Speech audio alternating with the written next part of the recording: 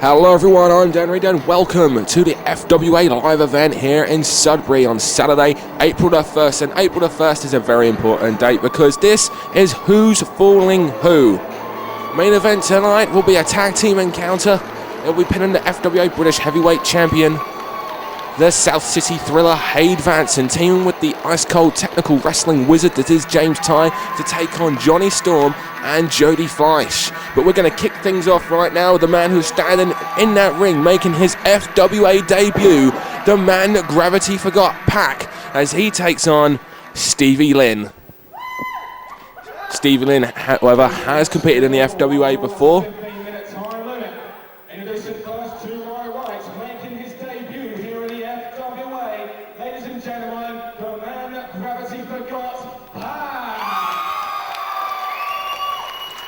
Great round of applause there for Pac in his FWA debut.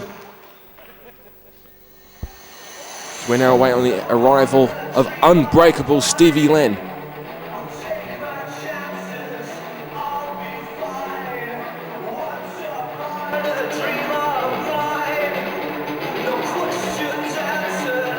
This is actually the first time these two have actually competed against one another.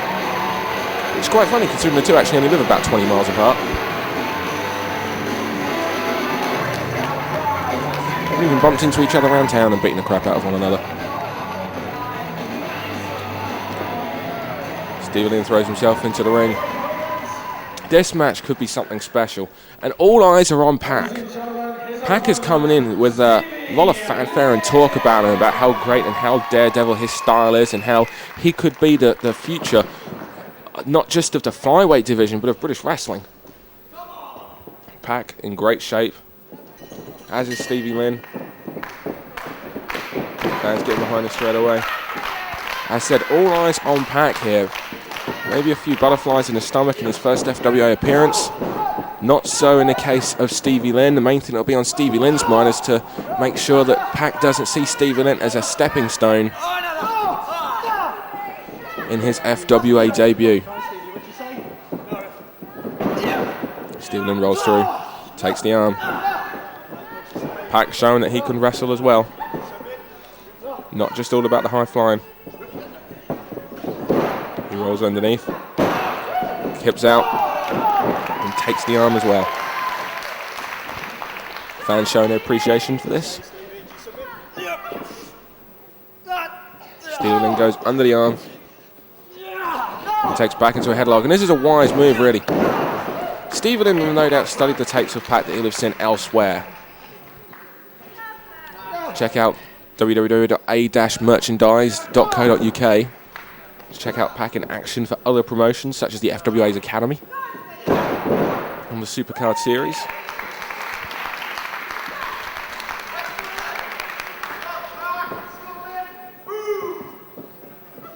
Pac and Stevie Lynn second right now, and they're saying Stevie Lynn will be wanting to ground Pac and keep hold of him. He will not want Pac to take to the air, stand on those ropes or anything like that. He'll want to keep on with him. Pac actually keeping on top of Stevie Lynn now, maybe trying to wear him down so he can go to that top rope and do whatever the moves are that he defies gravity with. Whatever move that comes to mind when he's on that top rope.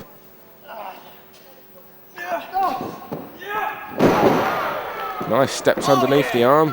Back heel trip takes Pac down. You see the knee being driven into that shoulder. And he twists on that wrist.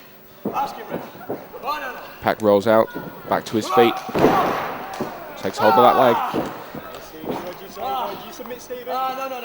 Notice how the other leg is keeping that foot down. And that other foot of Stevie Lynn's down, so he can't swing it round and kick him.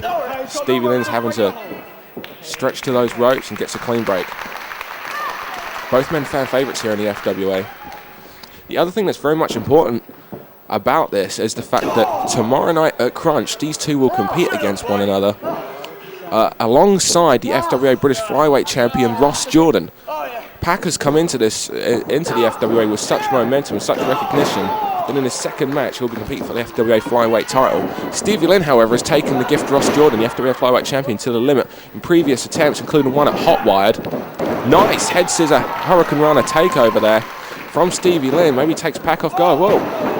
Pack tries for that Asahi moonsault there. Stevie Lynn rolls out of the way. Pack lands on his feet. Drop soap there by Pack. Sends Stevie Lynn to the outside. Stevie Lynn retreats, trying to get his breath back.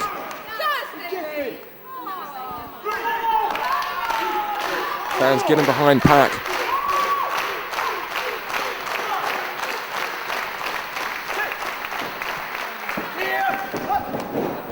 Pack gets charged in by Stevie Lynn. Stevie Lynn goes over the top, going for that suplex. Blue Thunder driver.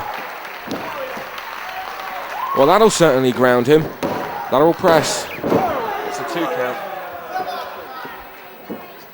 As saying earlier, these two tomorrow night will compete in a triple threat match along with Gift Ross Jordan for the FWA British Flyweight title. Nice running elbow there. Whoever gets the victory in this match will, of course, go into tomorrow night's match at Crunch with a lot of momentum, and there's a nice standing moonsault there.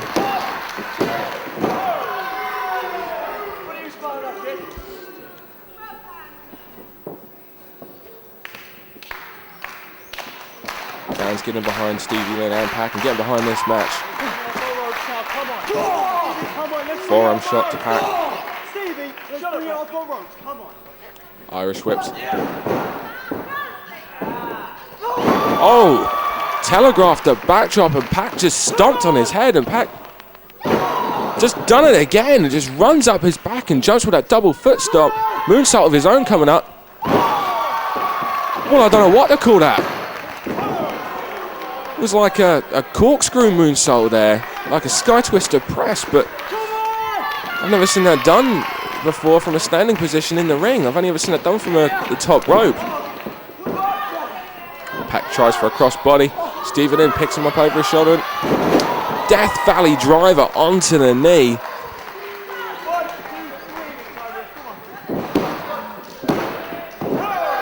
Stevie Lynn saying it should be a 3 count this time. However, Pack gets the shoulder up. Maybe if Stevie Lynn hadn't taken his time to focus on the referee and just gone for the cover straight away and hooked that leg, he might have got a 3 count. Irish whips Pack. Standing leg lariat there. This time he hooks the leg. He knows the mistake he made last time.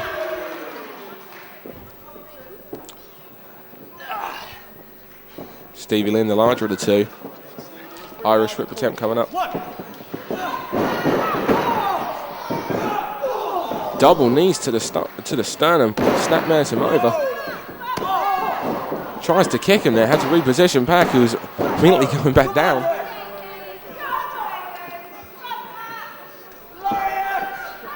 And now Stevie Lynn's going for the lariat.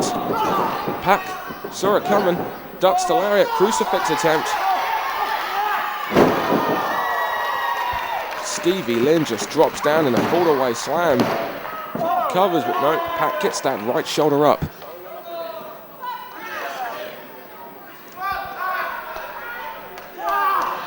Stevie Lynn now slows the pace down, grabs hold of Pack. He's not going to let him run those ropes anymore. Last time Pack ran those ropes, he ended up trying to get that crucifix hold on him.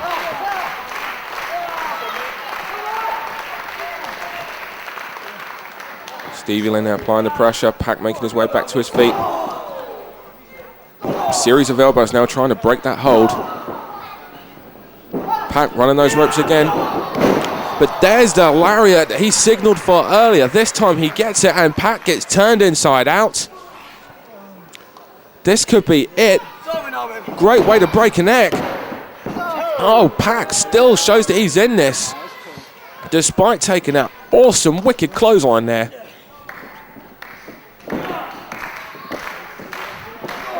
Pack back into the corner. And Stevie Lynn maybe showing signs of frustration. Just a series of forearms to the face. Irish whips Pack. Tries for a shoulder block to the sternum. Goes flying to the outside. Stevie Lynn trying to get his breath back, no doubt. Also holding on to that shoulder, which could be separated. And is he walking out? I think Stevie Lynn's just trying to get his... Oh, Pack's... He's on the post! What the hell?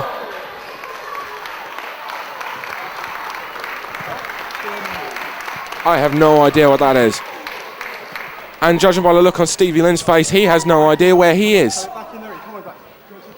It was like a sky twister press drop kick. I have never, ever seen that. I've never seen anything like this. Pac certainly living up to all the hype that surrounds him.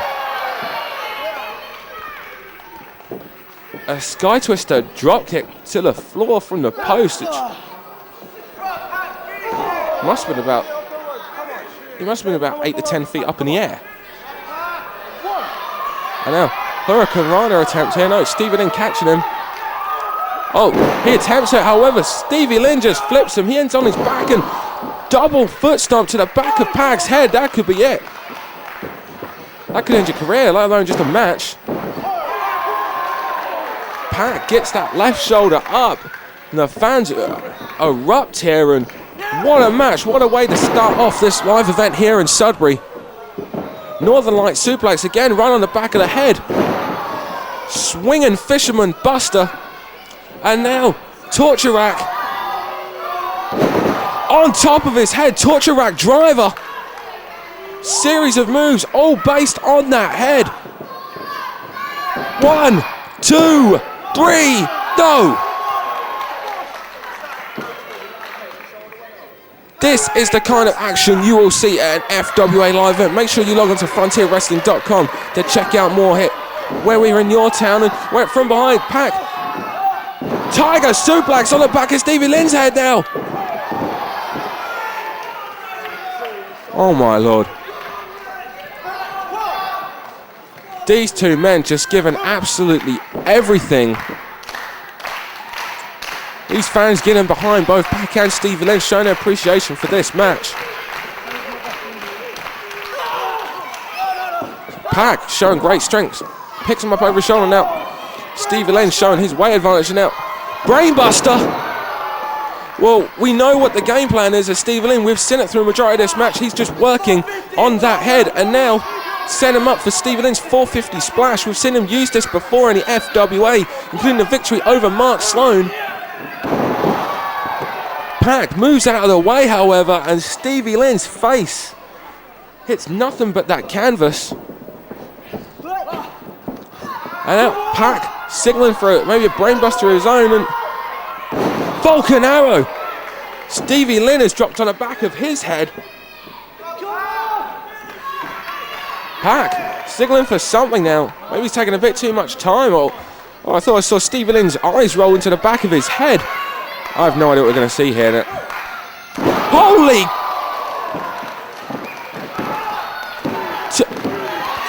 Pac gets the victory in his FWA debut with a 630 splash.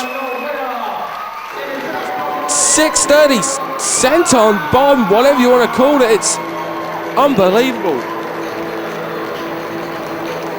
If there were any butterflies in the stomach or any nerves on Pac whatsoever, he certainly did not show it in this match. Pac is the real deal. Stevie Lynn making his way back up now. You can see the frustration on his face. I have never ever seen anything quite like this, and Pac and Stevie Lynn shaking hands to show a great sportsmanship there. Ladies and gentlemen, it is now time for our first, the title match of the evening. The following contest is for the FWA All England Championship. As stated there, this contest is for the FWA All England title. It is Leroy Kincaide's open invitation. Leroy Kincaide has made it be known that he will challenge anybody from all over the UK, from any promotion, to defend his All England title.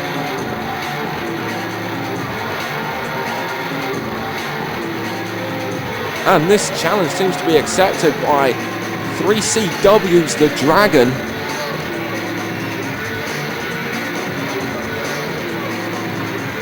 Also goes by the name as Dragon Aisu.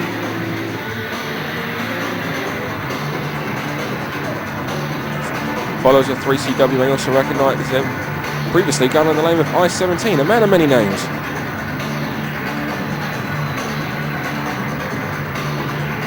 The Dragon has spent a lot of time jaw-jacking with the fans here. And I don't think the Dragon quite knows what he's got himself into here.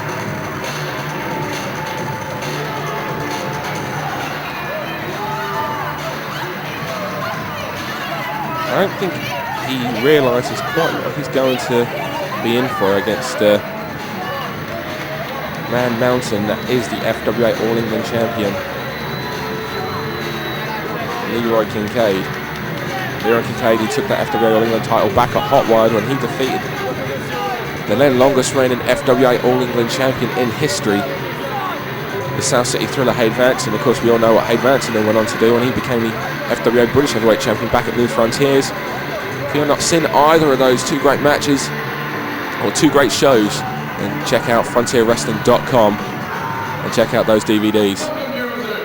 And Dragon takes the microphone. Listen up, you FWA loving idiots. It's time for you to feast your eyes on a real wrestler. Wow. A wrestler from the north of England. A wrestler from a beautiful company called 3CW. Good promotion. Check out the DVDs. Now listen, the Dragon is here, and all I want to say is I hate FWA. But Maybe I'm changing my mind. I hate Southerners.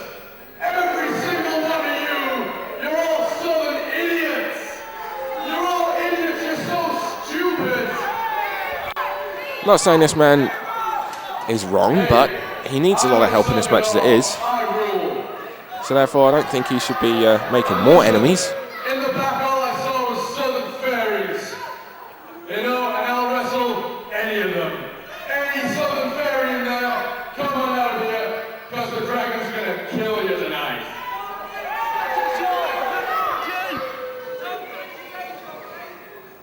Ladies and gentlemen, the final contest scheduled for... Well, it seems like the Dragon is interested in taking on more people than just the FWA All England champion, the Dragon. Sorry, the FWA All England champion, Leory Kincaide. And that's who's about to make his way to the ring. So the Dragon's confident in defeating Leory Kincaide, judging by what he said, because he'll then take on anybody.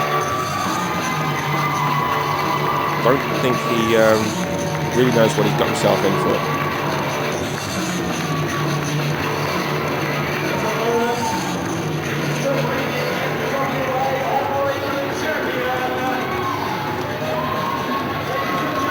Leory Kincaide is probably going to kill him, to be quite honest. The Dragon, I don't know quite know what the Dragon's got to do in order to get the victory over Leory, except maybe just jump him straight from the get-go while Leroy's down, and that's the wise thing to do. Bell hasn't even rung now. Oh, there it is. Series of knife-edge chops there. I think if you're watching his Kenta Kobashi tapes. Series of shoulder blocks now from Leory Kincaide, who just picks him up and throws him straight into that opposite turnbuckle. Irish whip. Clothesline decapitates the Dragon. Irish whip, Leory. Back into those right. Caught the Luthez press attempt and just drills him down with that spine buster. Oh, teases when he's going to throw the Dragon down with that standing power slam. I don't think Leory Kincaide would have taken many good comments from the Dragon. These Southern Fairies attempt. Whoa! Okay, the Dragon's dead. It's epidemic now. The Dragon just decimated in about 30 seconds by the FWA All England champion Leory Kincaide.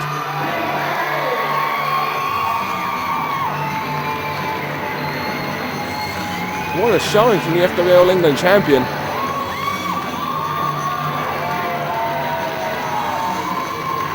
Well, this Southern Fairy, as the Dragon put it,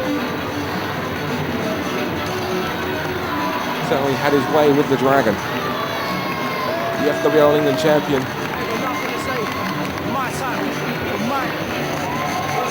Continuing his winning streak here in the FWA. Ladies and gentlemen, the following conflict.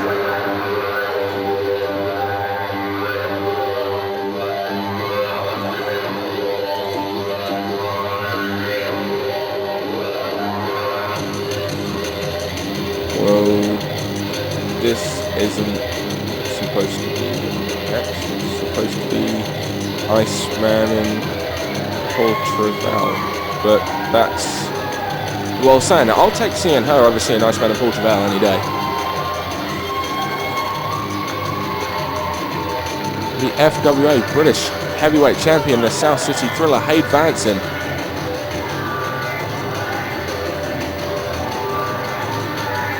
is making his way to the ring along with Nikita, and I don't know why they're coming out here, or they're not scheduled to be on there. You'll see them more later on this evening in the main event.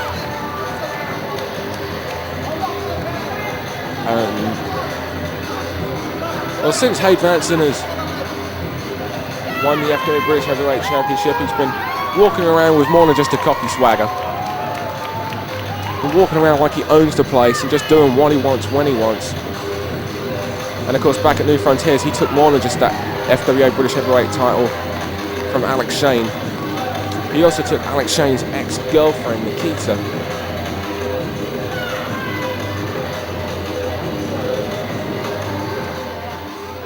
Attention! Here come the beautiful people. The beautiful people. And now, you inbred mongrels, sit down, shut up, because the king and queen of British wrestling out here, and your FWA heavyweight champion, Hade Vansen.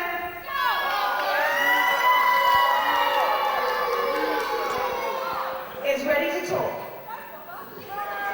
Hade needs his own introduction from.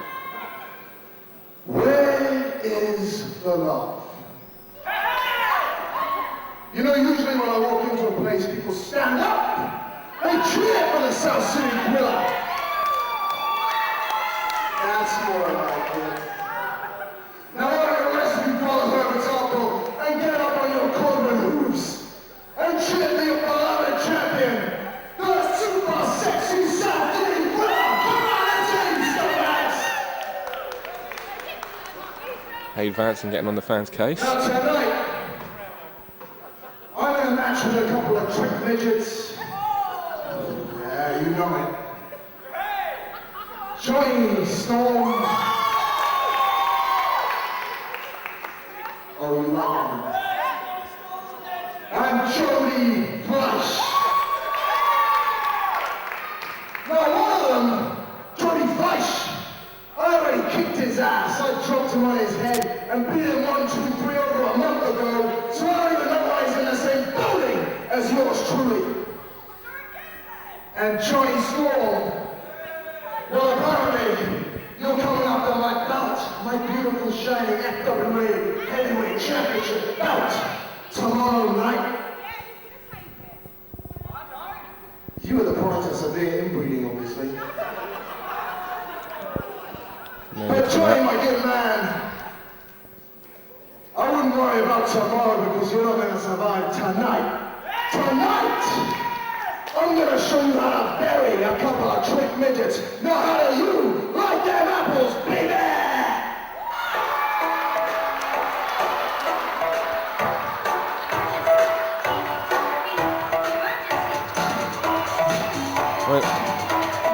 What Hade Vansen was pointing out earlier is that tomorrow night at Crunch, despite the result of the tag team match, Hade Vansen will be defending that FWA British Heavyweight title against a man making his way to the ring right now, Jonny Storm. And Jonny Storm obviously not taking too kindly to those words that Hade Vansen has just had for him.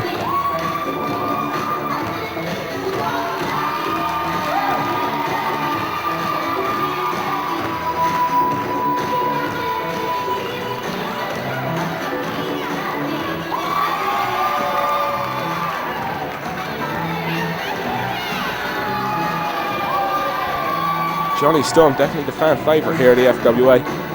Probably the top fan favourite in the country. It's not often that the FWA come to Sudbury. But when they do, they don't want to hear a stupid twat going on and on and on. Amen to that, brother.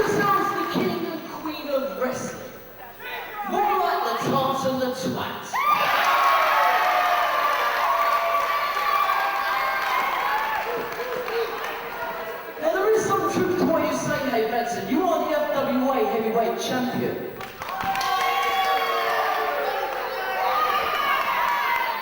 But like all good things come to an end, Mr. Vansen, your championship reign will come to a close tomorrow. But tonight, in Sudbury, we've got ourselves another piece of business, and that is the tag team match. So I'll tell you what, Hade, you want to come out here and give it a big one? We don't have to wait till later. Let's do it now. And it's all broken down now. Jonny Storm. Wait, and there's Nikita from behind, and Jonny Storm soon makes sure he grabs hold of her and stops her from the. I can't believe the change in attitude in Nikita ever since New Frontiers. Wait a minute, that's James Tighe from behind, and now it's 3-on-2 with James Tighe, Nikita, and Hade Vansen.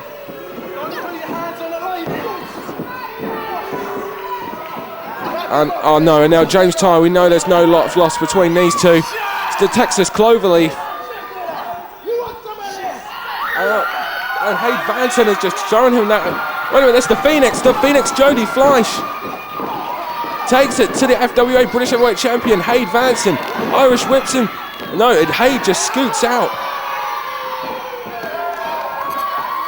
And the Phoenix Jody Fleisch. Coming to the aid of Jonny Storm. We don't have to wait till tonight's finish. We can do this right now. What do you think? Well, I'm all for it. Well, I'm all for it. Well, come on, Hade. Come on, James. He was all for jumping him from behind. No, they're just retreating. They don't want none of Jonny Storm and Jody Fleisch just yet. They know the momentum is all in the corner of Jody and Jonny. They want to wait until they've got their regrouped and got their plan.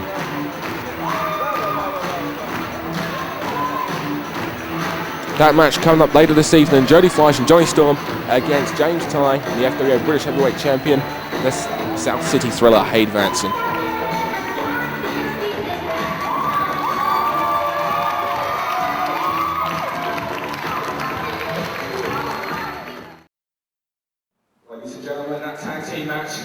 Is our second main event that will be taking place later this evening.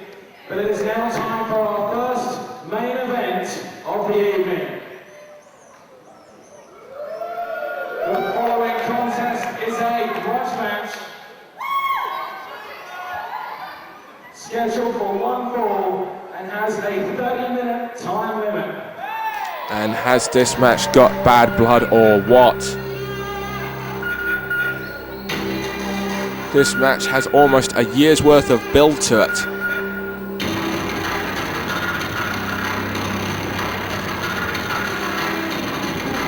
The Iceman, the insane icon, against the hardcore icon that is Paul Travell. This match has a lot of backstory to it. It all first started at Broxbourne last year.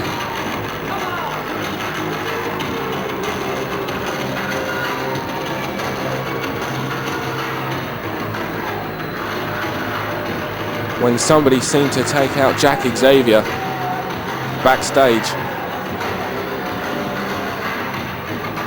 And so next thing we know, somebody's also taken out Mark Sloan, and there is nobody about. Nobody saw anything. There was no cameras catching anything. Greg Lambert said he would find this person who was taking people out. And it turned out it was all under Greg Lambert's own doing, as he brought in the Iceman. to do his bidding in the FWA, and that number one bidding was to take out Paul Travell, who of course Greg Lambert has a serious history with back in the days of the family.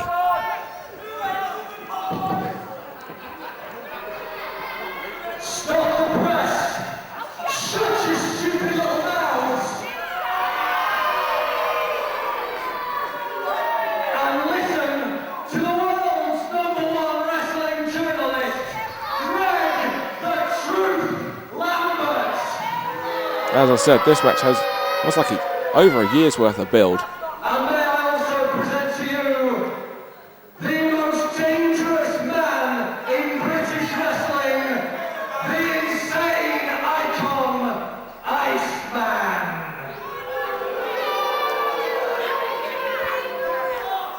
This match could seriously get ugly. All you fools here in Sudbury have come here tonight to see a no-holds-barred hardcore match.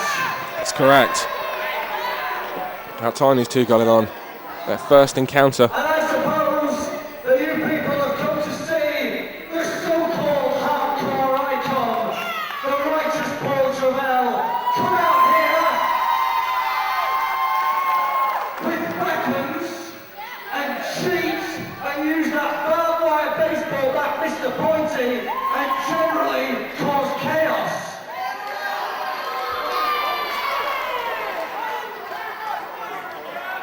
Well, I've got news for you. It's not going to happen. What?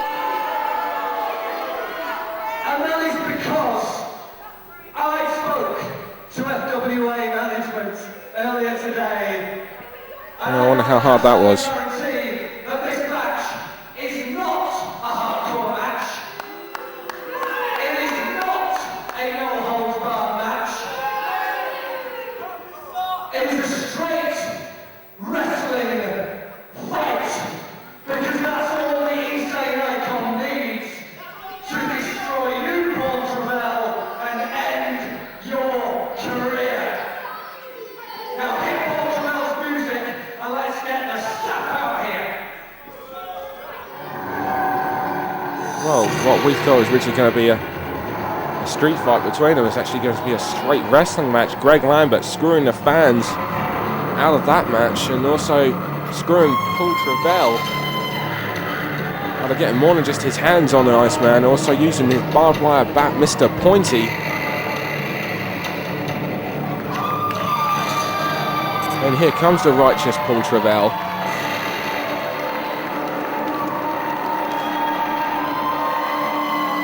And Paul seems to have forgotten something here. Maybe he left his phone on backstage. Or who knows? Oh no, wait.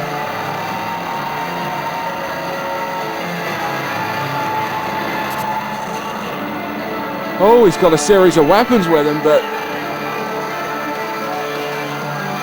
it's not supposed to, according to Greg Lambert, it's not a hardcore match. It's No, Travell!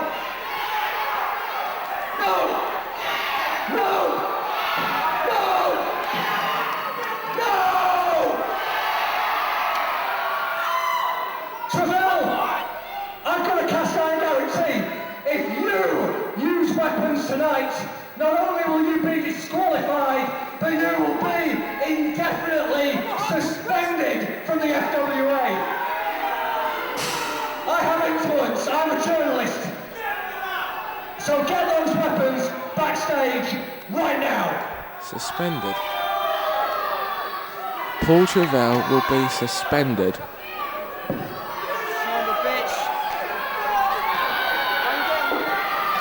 Paul Travell will be suspended if he uses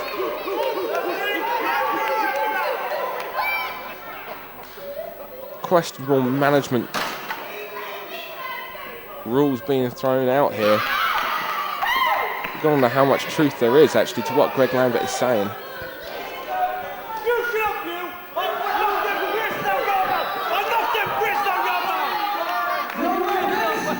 Get rid of those weapons. Let me tell you something about no weapons. Apparently Paul Travell's going to tell him with his feet and his fists. Don't this match to be anything pretty. This is just going to be two men beating the living hell out of one another. Don't expect any wrist locks. Don't expect any flying head scissors.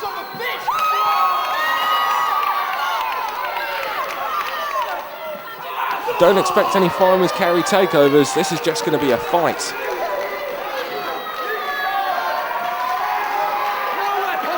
And now Travell picks up that canister there and just has to throw it away. His natural instinct was to see something, pick it up and whack him with it. Well, Paul Travell sailing to the top rope. Double sledge straight to the forehead. The last time we saw these two actually in a match against one another, it was back at Universal Uproar, where Paul Travell teamed with the Sandman, Steve Carino and Mick Foley to take on Alex Shane, Stick Stone and that man, the Iceman. Their elimination came when Paul Travell dived off the Coventry Skydome balcony with a tornado DDT onto the Iceman that took both of them out of the match. Second rope leg drop there. Seemed to connect hard with the eye of the Iceman.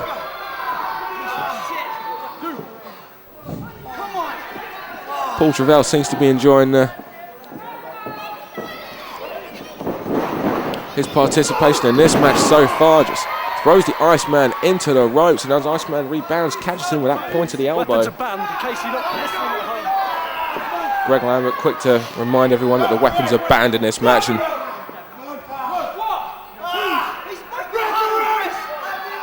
Iceman there was going to the ropes while Paul Travell seemed to be trying to separate the elbow and shoulder of the Iceman. Like I said, he just wants to physically take him apart, and there's a drop kick to the face.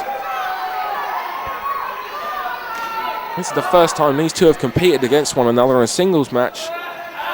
And now Travell just choking away on the Iceman. Paul Travell has waited over a year for this.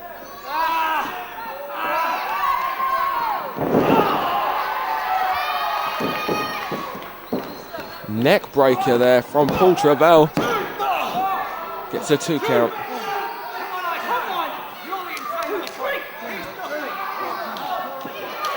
As Paul Travell alluded earlier, he is a hardcore wrestler. He is the hardcore icon of British wrestling. Scoop slams. Great strength there from Paul Travell. Another drop kick there, and Iceman retreats to the outside.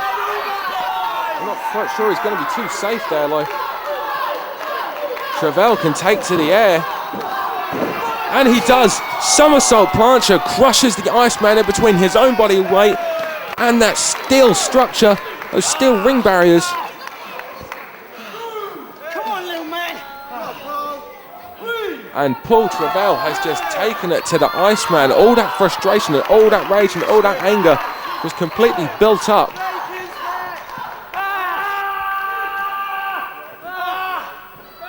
And now just raking the eyes of the Iceman and sends him head first into that steel ring barrier. And tries to tip him up over those barriers. However, the prayers were given way. Iceman's a big, hefty dude.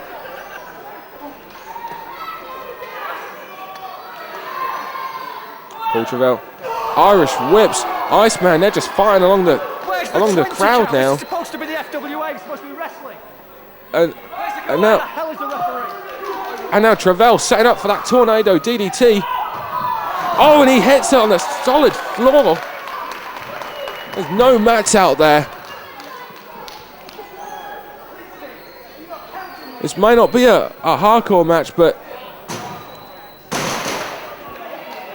Paul Travell's going to use as much lenience from the rules as he can get. And over the top goes Iceman. Travell back into the ring and now trying to get this match done. He doesn't want to get counted out. I say this is a typical FWA rules match. There is a 20 count and Paul Travell is making it mean as much as possible. And now just methodically and slowly trying to take Iceman apart. However, it seems like he might have taken too much time. Iceman reverses the Irish whip, stuns Paul Travell, and then follows up with a clothesline. Takes too much time on that one. Travell gets the feet up, back onto that second rope.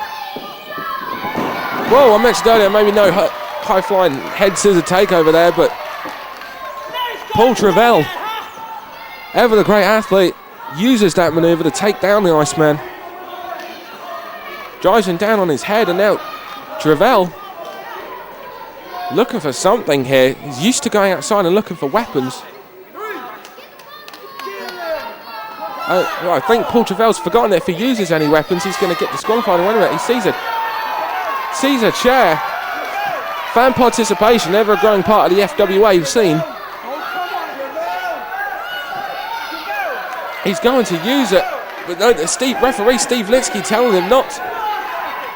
He'll get disqualified and suspended if he uses this.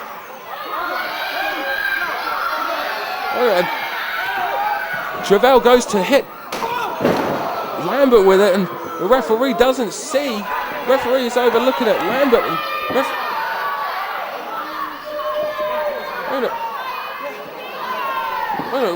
the referee's just seen that the chair is in the ring. Clothesline there.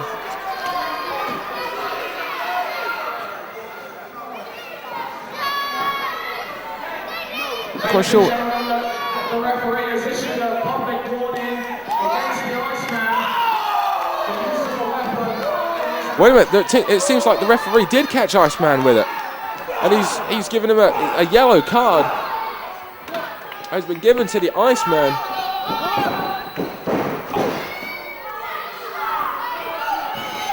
A yellow card has been issued to the Iceman for use of that weapon. That means he can only break the rules one more time, and that's it. He's disqualified. But I think that chair shot may have been enough to just end this match for Paul Travell as it is. Big leg drop there to the back of the head.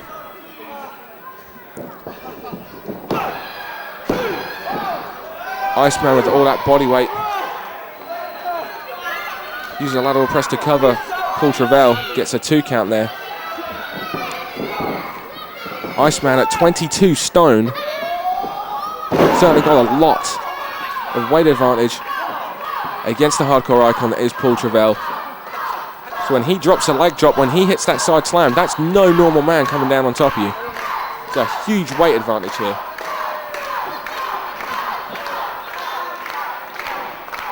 Iceman, methodical in pace.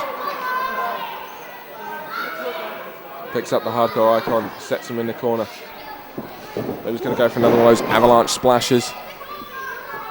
Now, your hardcore icon dies. Shut your mouth, ugly. Iceman, not usually talking. Seems to be quite passionate in his belief there, and no, that's not where you want to be, Paul. Running knee. That'll break a nose. This is for you, shithead. Oh, I apologise for that. Oh my God!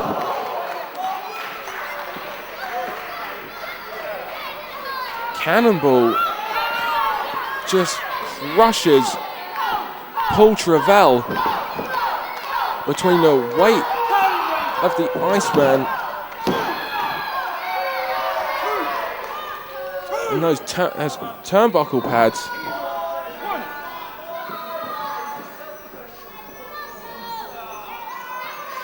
Don't be tricked by those turnbuckle pads. That's practically nothing that separates those pads from the steel that's behind them. Scoop slam there. Senton bag splash. All that weight coming down on the chest and the sternum and the midsection and the ribs of the hardcore icon. You see, the hardcore icon Paul Travell, he prepared for a hardcore match. He prepared for a street fight. He didn't prepare for a wrestling match, whereas Iceman, the entire time, would have known that this would have been a wrestling match. Greg Lambert deliberately waited until now to point this out.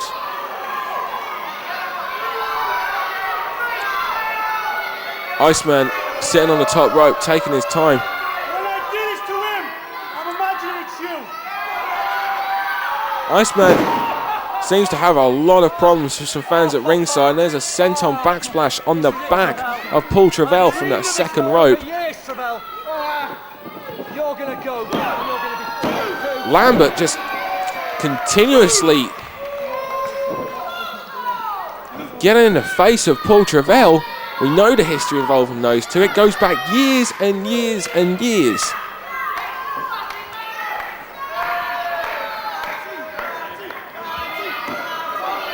Iceman. Now, he had success off the second rope. He tries the top, takes far too long. Paul Travell uses everything he can to nip up. To try and hit this, what's he going for? A superplex here. T-bone. Oh, he's trying this as a big man. T-bone suplex from the top on the much larger Iceman. It took everything that Paul Travell had.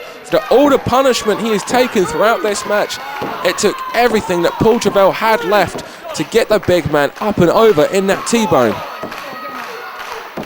Both men down here. Paul Travell trying to use this opportunity to get his breath back and get a second wind.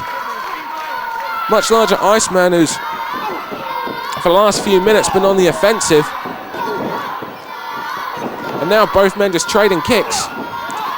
Punches, kicks, forearms all being thrown at one another.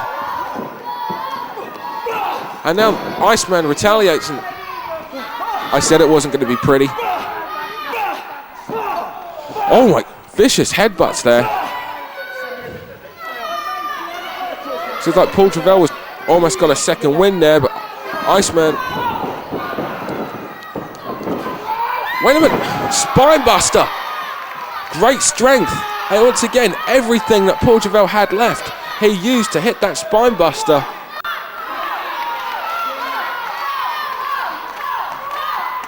Travell seems to have got that second win, and now he's going for that top rope splash. He hits this, it's over.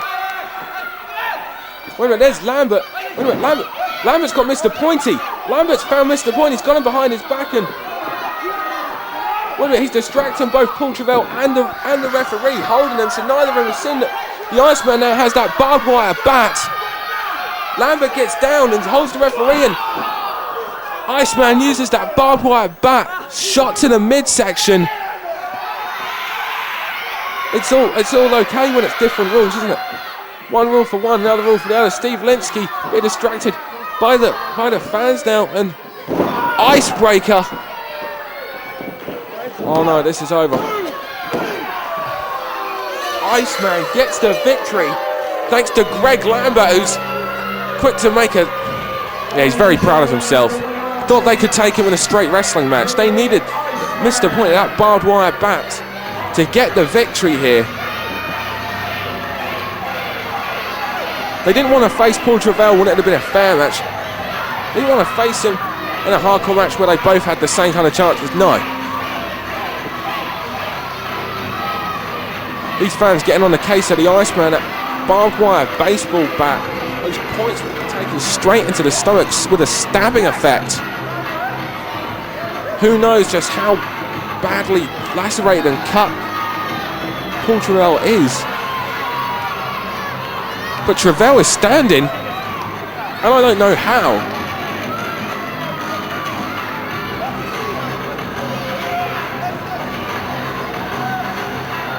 I have no idea how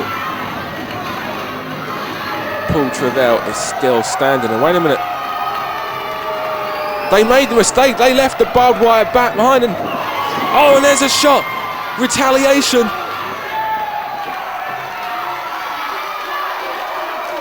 Revenge attack from Paul Travell with a barbed wire baseball bat, and now Greg Lambert has left all alone in the ring, and oh, glasses. Oh, he's trying to say he wouldn't hit a man with glasses. And Paul Travell really wouldn't.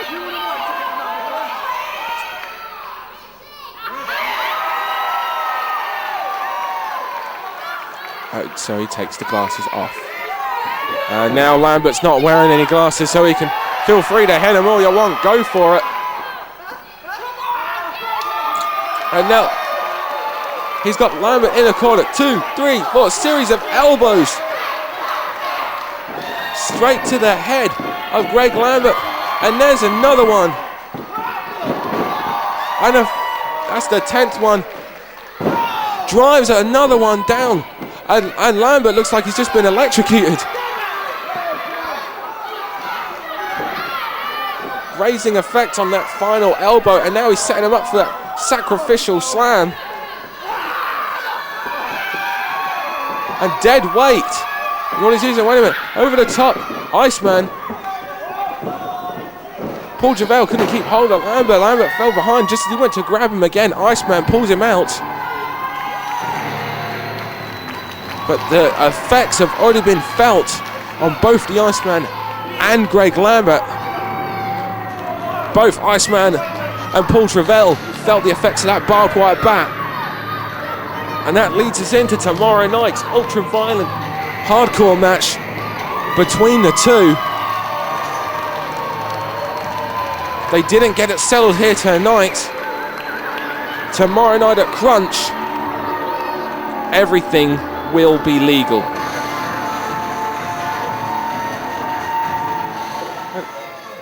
And Iceman! Iceman, look at me when I'm talking to you, punk! Tomorrow night, in Brock's blood, all those lovely weapons I brought to the ring, they're all legal! That happens tomorrow night. If you're not going to be there, then make sure you get that DVD because it's going to be violent. And the following contest is a tag team match, and it's the first in a best of 3 match series. I said it there, this is an FWA Academy tag team match here. The first in a best of 3 series. The first to happen tonight, the second to take place tomorrow night at Crunch, and the third, should it be needed, will take place at Noah Limits 2 on April 30 at the Colchester Hippodrome. That show will also feature Wrestling Hall of Fame legend Bret the Hitman Hart, and also in his FWA debut, former Cruiserweight champion Billy Kidman.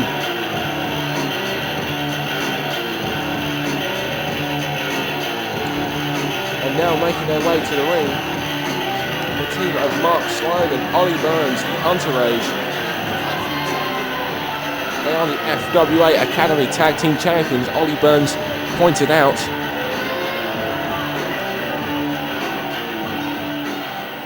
Ladies and gentlemen, introducing first to my right, they are the FWA Academy Tag Team Champions, the specialist Mark Sloan and Ollie Burns, the Entourage.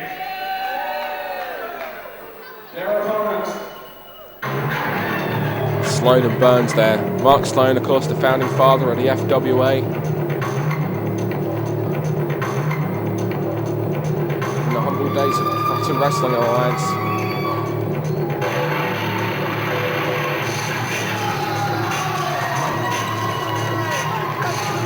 Teaming up with his #1 student, Ollie Burns. And Ollie Burns is a man who has a hell of a career ahead of him. And they're taking on the team of Max Voltage and Dan Head.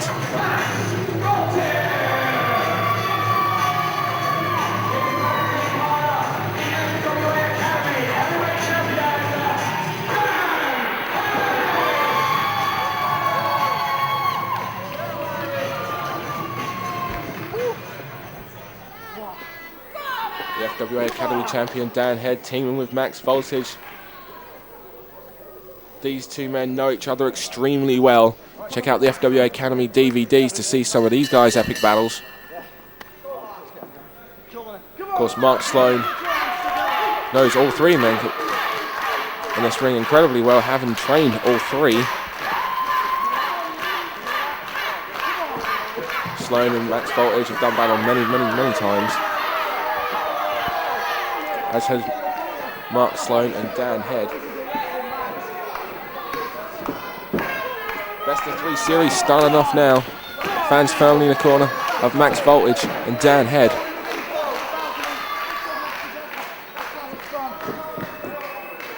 Mark Sloan taking his time.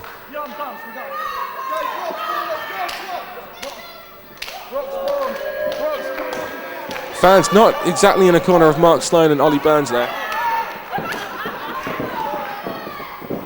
Mark Sloan mocking Max Voltage's attempts to get the crowd behind him. Lock-up attempt there by Max Voltage. Mark Sloan hooks the arm, goes underneath, takes the leg much quicker. Max Voltage, Mark Sloan kips up.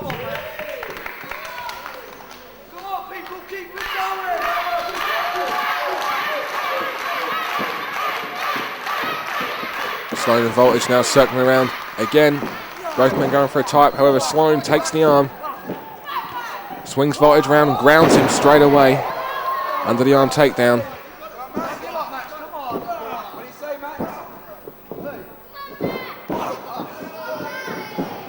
Max Voltage is underneath. Tries to get the advantage, however Mark Sloan takes him down using his technique. That wrist lock. However, there's the speed and agility being used to great effect there by Max Voltage.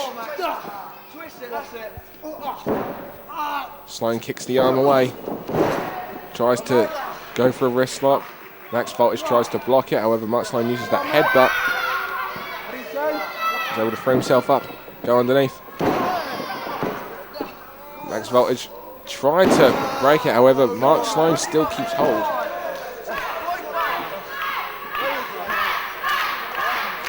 Mark Sloan, obviously the superior wrestler, the superior technical wrestler in this match, and one of the more superior technical wrestlers in the actual country. Mark Sloan looks to be going for a clothesline now. Voltage ducks, single leg takedown. Voltage comes off those ropes. Backdrop attempt, Voltage lands on his feet. Enziguri kick there, sends Sloan to the outside. Whoa. He's going to go for that dive through the ropes. Sloan moved out of the way. Voltage tried another one. Sloan moved out of the way again, and there's a cutter. Now Dan Head and Ollie Burns are in the ring. Series of shoulder blocks now. Burns with the momentum in his way. Dan Head tries to trip Burns twice now. Leapfrog. 2 leapfrog attempts. Ollie Burns from behind. Head scissor takeover there. Dan Head with a nice deep arm drag on Burns. Now over the shoulder, Dan Head's going for that finishing move. Burns gets out, pushes, and here comes that series of tag team flurry off Vansen, finishing with that big boot to the side of the head. Burns with a cover on Head. Head gets that left shoulder up. And just like that, the tag team expertise of Mark Sloan and Ollie Burns comes into effect, and the momentum has changed and is firmly in the corner of Sloan and Burns. Snapmare takedown by Mark Sloan, followed by that rear chin lock with the knee placed firmly into the back of Dan Head. Wearing down Head, and now Sloan pulls back and just drives that knee once again into the spine of Dan Head.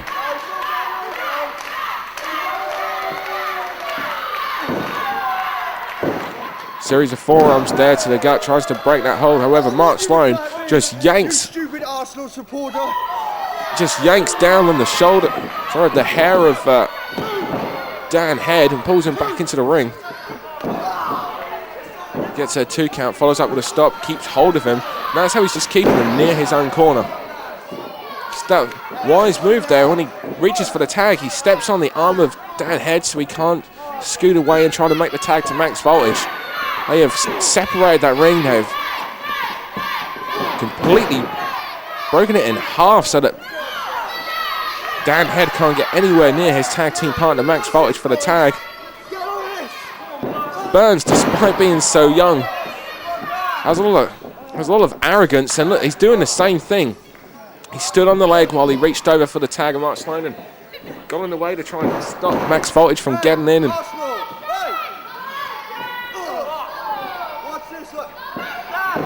Oh! Take pity. Max Voltage in there to make the save. Could have been a 3 count. Dan Head from behind with a roll up. However, there's Burns. Kick to the back of the head. That disorientates Dan Head. He ended up rolling away from his corner rather than 2, and Sloan quickly follows it up with a knee drop to the back of the head.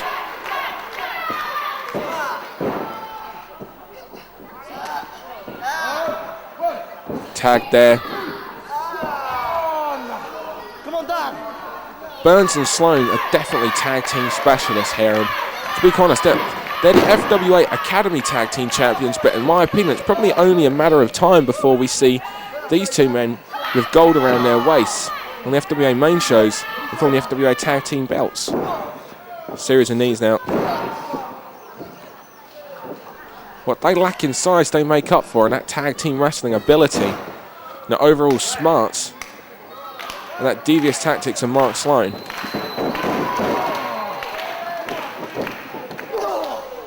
Running forearm on Dan Head, brings Dan Head back into his corner, keeps hold of him. They have the count of 5 to break that. Once again, keeping Dan Head in their half of the ring. And I think Mark Sloan just knocked Max Voltage down then, and follows up with another kick to Dan Head. They don't win anything, do they? Headbutt to Dan Head. Voltage now getting back up onto the apron. He wants nothing more than to get back into this match. Oh, Sloan took far too much time. Tried for a variation of that scissor kick now. Dan Head using his head to his advantage. Mark Sloan made a mistake and perhaps going for a headbutt on Dan Head. Clearly didn't work. Dan Head getting a bit of a second wind back in and catching Sloan with that backdrop, catching Burns with those headbutts to the shoulder, and a flying headbutt of his own takes Burns down. And now Dan Head maybe hit that tag, and swinging flatliner there. Oh yeah, Dan Head is signaling for going up top. Maybe he should have been going for the tag. Oh, he's taking far too much time to get up there. He's had so much taken out of him in this match.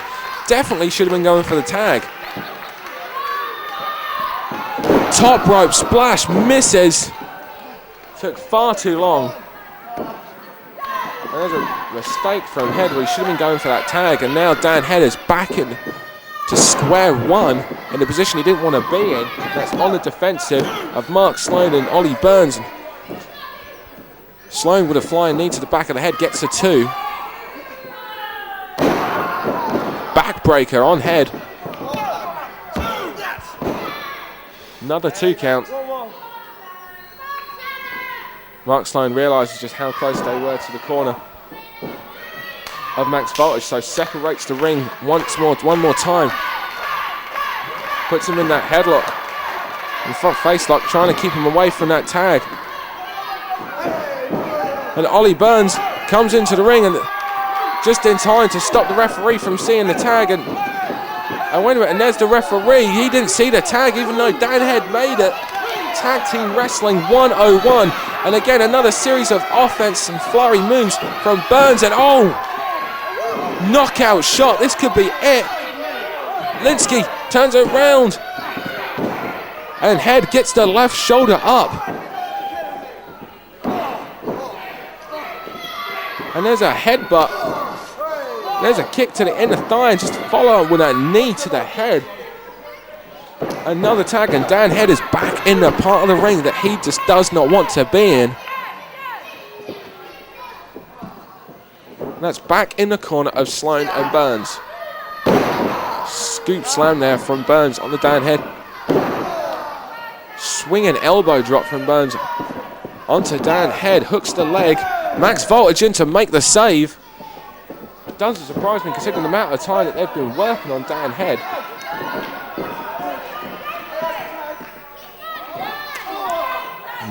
Nice. Vicious open hand palm strike there. And there's Burns in the corner while the referee is distracted and over with Sloan and Max Voltage. Burns is just choking away.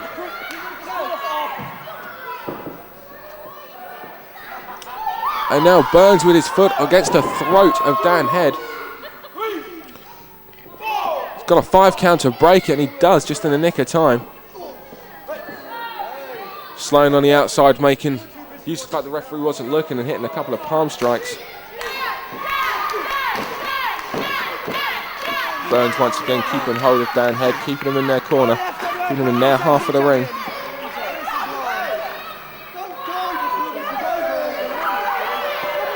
Burns Irish whips Dan Head into the opposite turnbuckle. Telegraphs that. Dan Head gets the elbow up. That time it's the foot. Burns tries to running a third time. Diving cross body from Dan Head. Takes Burns down. All that weight crushing him down. And now Dan Head trying to get to the tag. Sloan tries to cut him off. Head rolls through, and there's the tag to Max Voltage. Max Voltage has been on the outside for a good 7 or 8 minutes. Handspring elbow.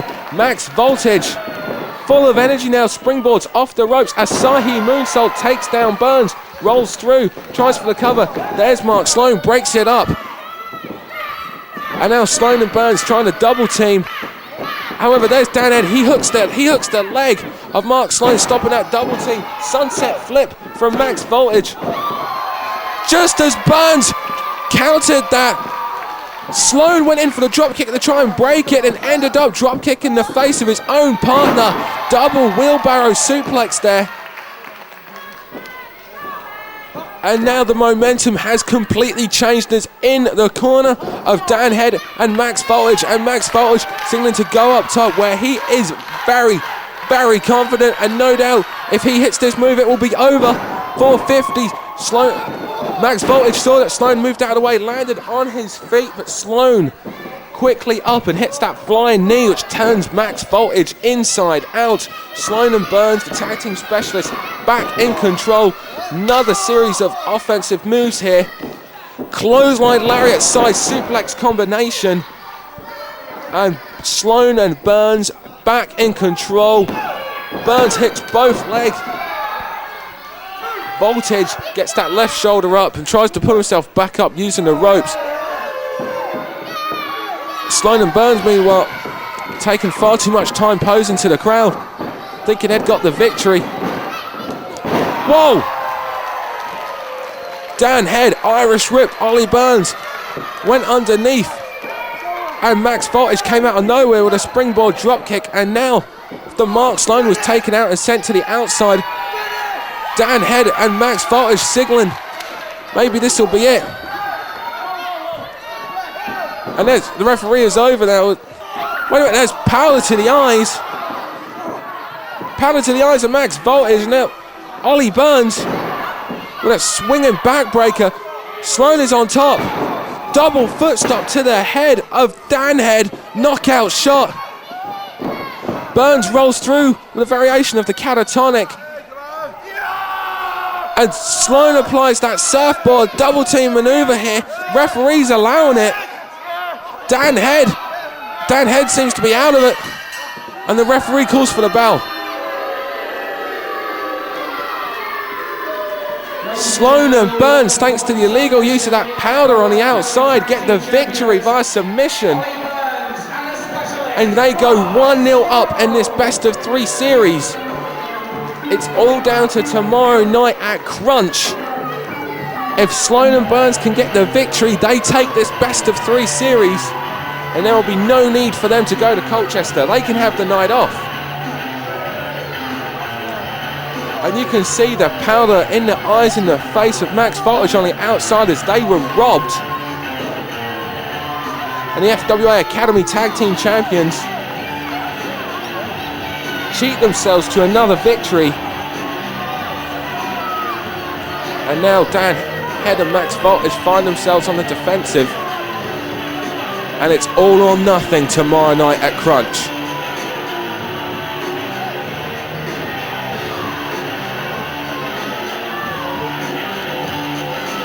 Sloan and Burns. It was a great match. It was just a shame that the finish had to come in such a fashion.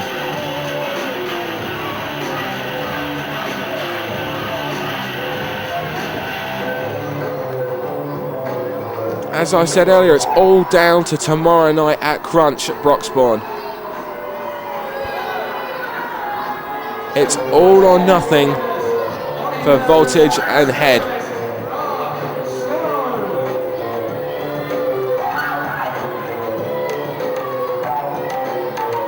And another victory, albeit by questionable means, for Sloan and Burns. We'll see how this plays out again tomorrow night.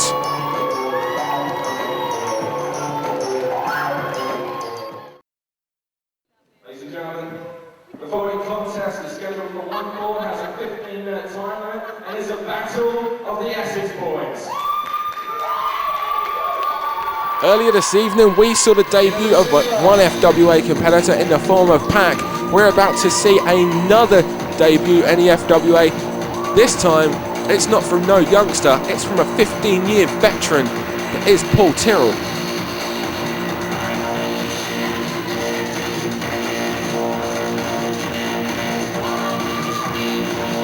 It will be no easy debut match for him whatsoever. As said earlier, this is a battle of the Essex boys.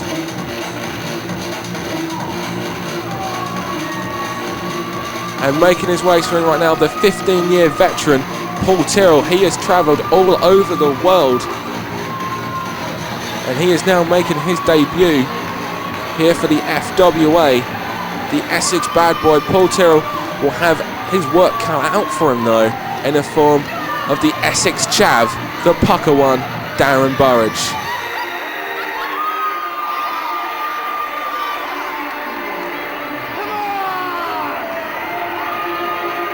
Paul Tyrrell doesn't seem to be winning many fans here this evening.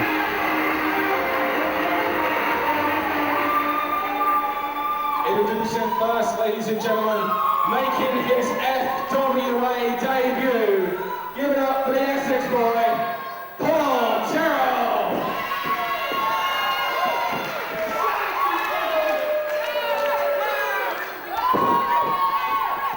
His opponent. And we all know that music. The very familiar theme of the pucker one, Darren Burridge.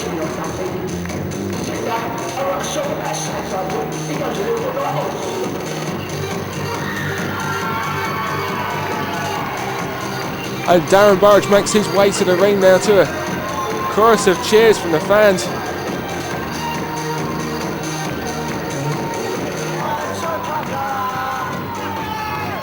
And he's given us a live rendition of his theme music. God bless that man.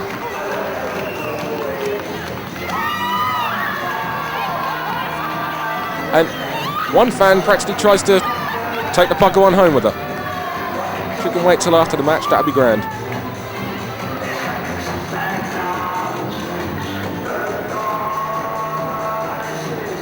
Pucker didn't seem that interested in her. He was more interested in another female fan at ringside, and bless him.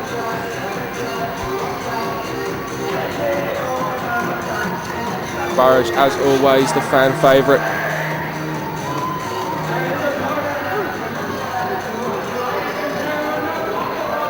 Battle at the Essex boys here in Sudbury.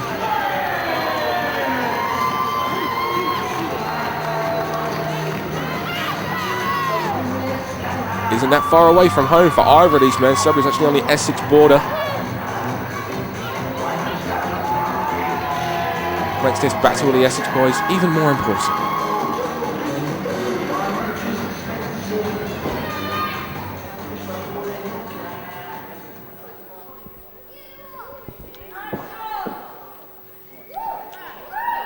Pucker one takes the mic.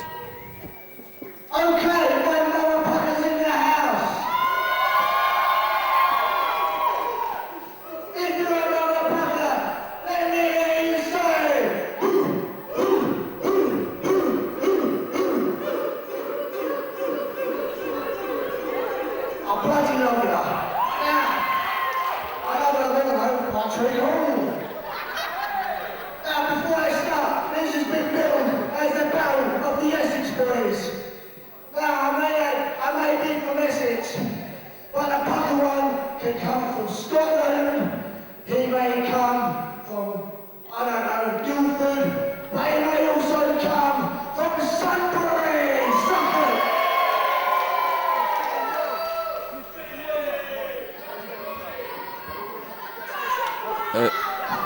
Tyrrell having a few choice words. I'll tell you one thing, Darren Burridge.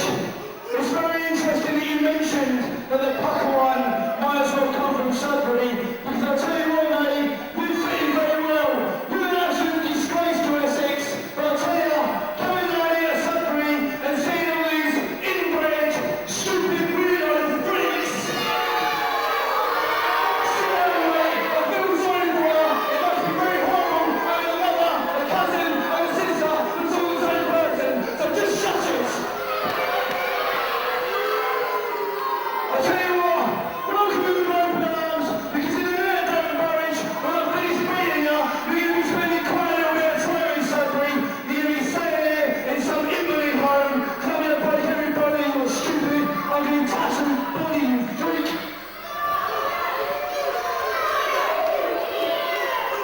Shut up!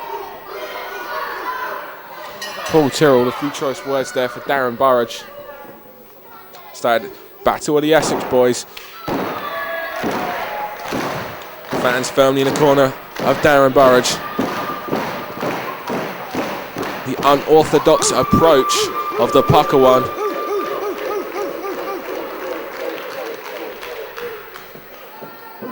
Seemingly taking Paul Tyrrell, the Essex bad boy, maybe slightly off his game. Both men lock up.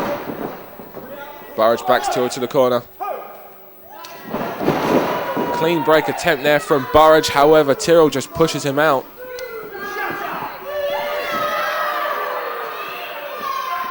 Both men circling one another.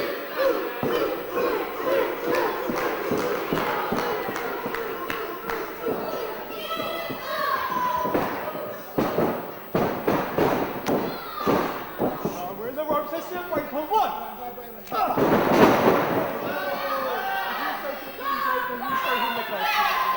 Once again, another clean break attempt by Burridge. However, Tyrrell once again showing absolutely no respect and just shoving him away. Both men lock up one more time. This time it's Burridge who's backed up into the ropes. Will we see a clean break from Tyrrell? Well, an attempted one. However, Burridge returned the favour, this time shoving him away. Irish whip. Burridge with the momentum, sends Tyrrell down. Trip up attempt there. Burridge went over and ended up getting a hip block attempt. Nice deep arm drag by the pucker one. Shoots the ropes, clothesline, and Tyrrell's outside. And the advantage is completely in the side of Darren Burridge. And there's the fairy dice. Diving Pescado to the outside, but Burridge took a nasty spill, landing on that guardrail and ended up going through it. Burridge is back up. European uppercut there by Burridge, keeping on top of Tyrrell. Tyrrell checking his face to see if it's all in one piece.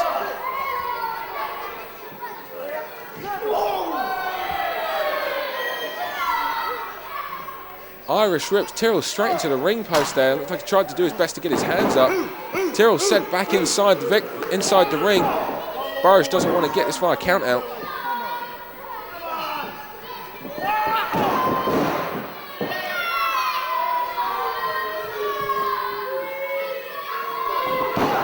Now Tyrrell caught Burridge on his way back into the ring.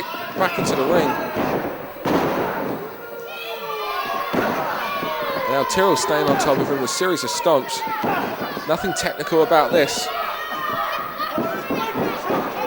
And now Tyrrell using the ropes to his advantage. He's got a 5 count to break it. Waits until the 4. I said earlier, Tyrrell, a veteran of 15 years in the wrestling business.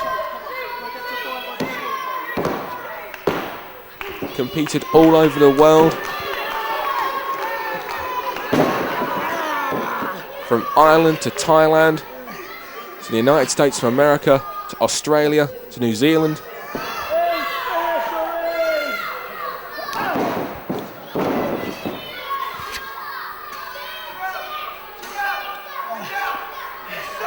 Knee lift on Darren Burridge there.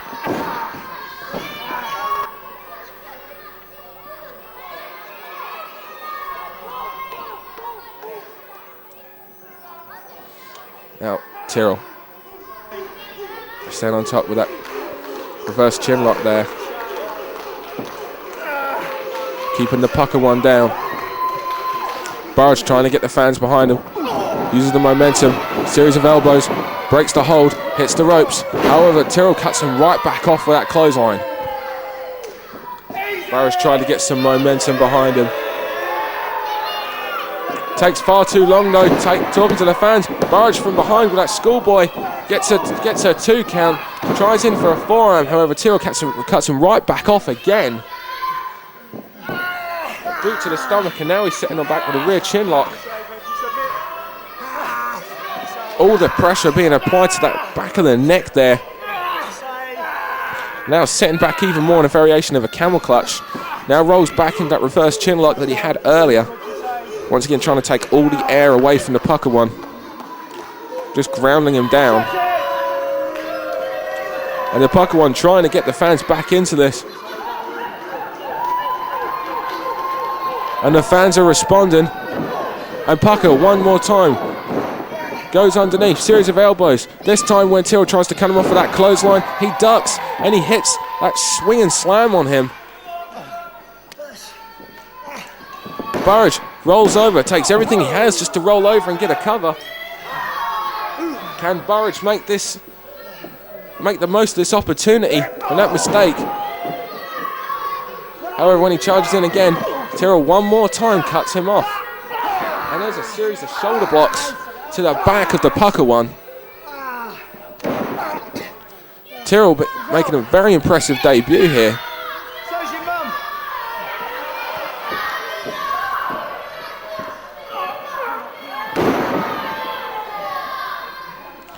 Vicious scoop slam there on Darren Burridge. Tyrrell takes to the second rope. Second rope leg drop.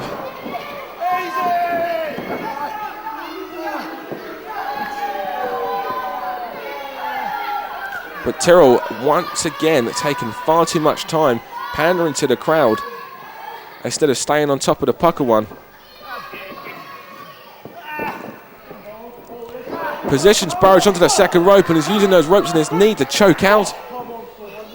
Once again, he has a 5 count to break. He breaks on 4. And out of nowhere comes Tyrrell, using his weight to once again clothesline the throat of Burridge. Takes far too long. Burridge rolls through, quick cover. Almost gets 3. Tyrrell taken by surprise there. Burridge once again tries to keep the momentum going, but Tyrrell just pulls him down and ends up with Burridge face first in the turnbuckle. Tyrrell's just stayed one step ahead of Burridge throughout this entire contest. Every time Burridge does something to try and get some momentum going, there's Tyrrell again with a counter. Hey, wait a minute. What's going on here? Tyrrell's being run ragged here. The unorthodox style of Darren Burridge. He's trying to go underneath. It's not pretty. It's just unorthodox to take Tyrrell off his game, so he doesn't know what's coming next. And he ends up with a side suplex. And both men down. The referee begins the 10 count. If neither man makes it to his feet, this match will result in a double count out.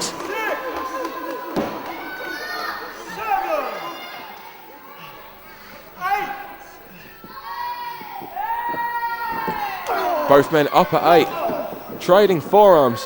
The question is, was that long enough for Burridge to try and get a second win? Burridge took far too long there, pandering, and was made to pay with a vicious thumb to the eye there. And Tyrrell back on top again. Every time Burridge tries to get himself a second win, there's Tyrrell, one step ahead, the 15-year pro.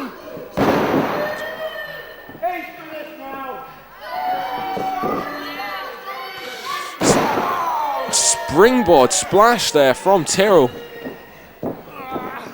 Follows up with a neck breaker. And back onto the second rope. Maybe we're going to see another one of those leg drops. No, this time he's going to the top. Top rope drop kick there. Sends Burridge down. And Tyrrell now signaling that it's finished.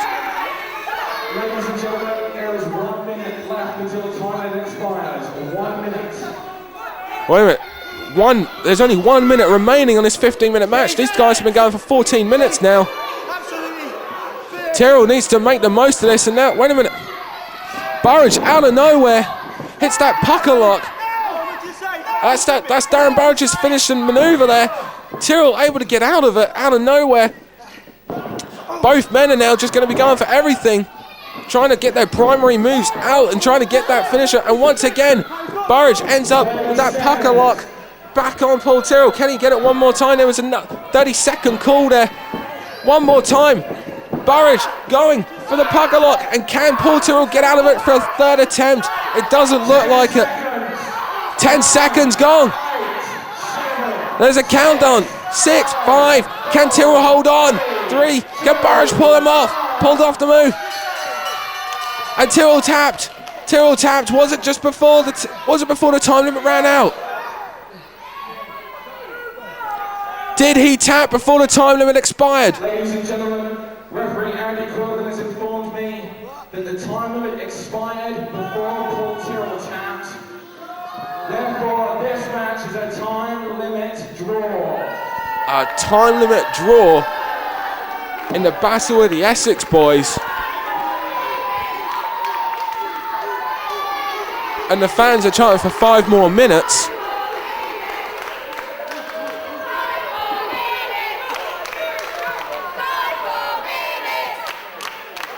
The fans wanting 5 more minutes, and it seems that the pucker one wants it as well.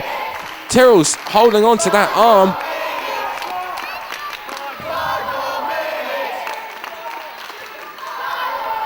You see Paul Tyrrell doesn't seem to be too interested in 5 more minutes though.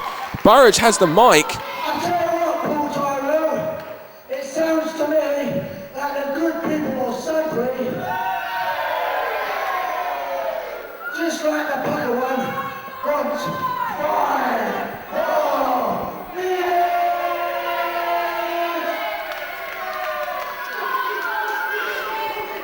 Now, it's not up to me, it's up to the FWA officials. If you want 5 more minutes, give me a Well, the fans want 5 more minutes. Burridge wants 5 more minutes. I think it's clear if they're official. What do you think? Let's get the pucker on 5 more minutes. Ladies and gentlemen, 5 more minutes have been given to this match. 5 more minutes seem to be given to this match now, and we're going to have a winner. And the action is starting again, and they're countering one another. They're ducking and diving. Oh, and there's a low blow. The referee giving Paul Tyrrell a yellow card there for the low blow. And wait a minute, now the pucker elbow driven straight into the sternum. The pucker one signaling to go up top. Will this be the end of this match? Can the pucker one, Darren Burridge,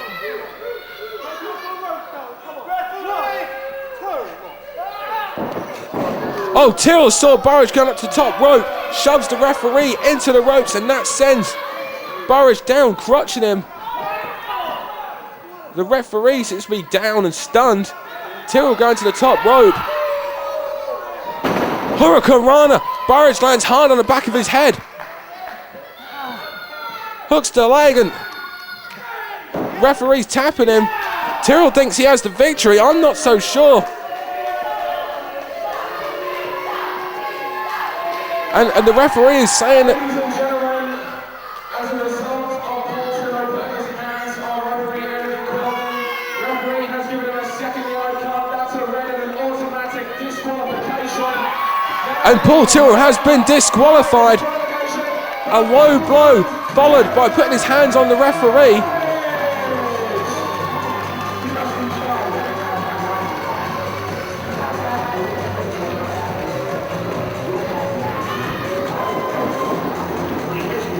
Paul Tyrrell is disqualified against Darren Burridge, and Darren Burridge gets the victory by DQ.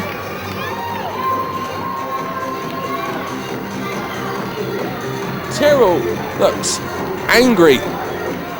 Burridge takes the mic. Fans solely behind Burridge. Liverpool, you're a lot of things, but I never thought you was a cheat. Cheat!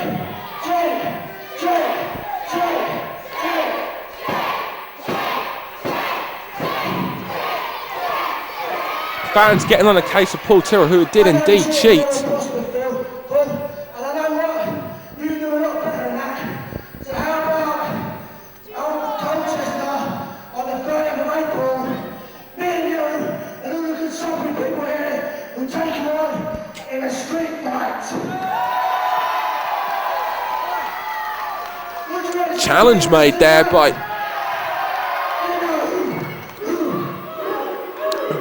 made there by Burridge for a street fight at April 30 at No Limits 2 in Colchester. I tell you what, Burridge, I've been wrestling a very long time, and I've been insulted more times than I care to mention.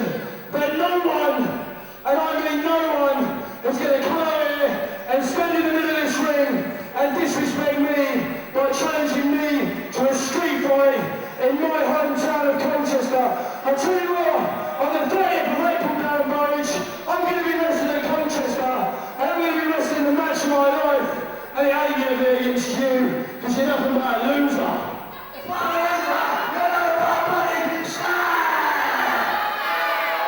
Burridge getting in the face of Paul Tyrrell.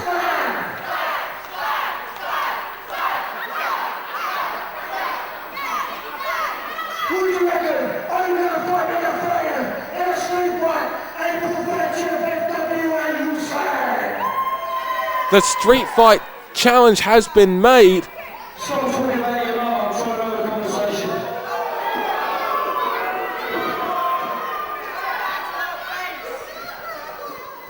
Listen, Darren Burridge, if you want a street fight against me on the 30th of April, if you want to come back inside an FWA ring at the Colchester Hippodrome, I tell you what, you've got yourself a match, but let me just warn you of one thing, Darren Burridge. Colchester's my hometown, and this is the FWA, and I'm not here to mess around. I'm here to make a name for myself. So when you turn up at Colchester and walk into the Hippodrome on April 30th, do not, and I mean do not, expect to walk out. The only place those fluffy nights are going to be hanging, mate, is right above your hospital bed. So book yourself a room, because you're not walking out of that ring in one piece. I'll see you on the 30th of April, you slag.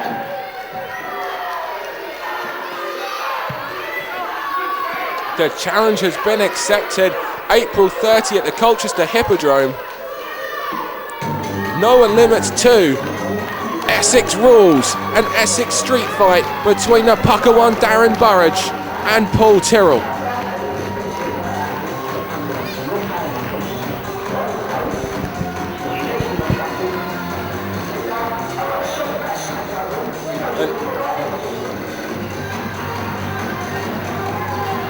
And Darren Burridge now celebrating with a photographer.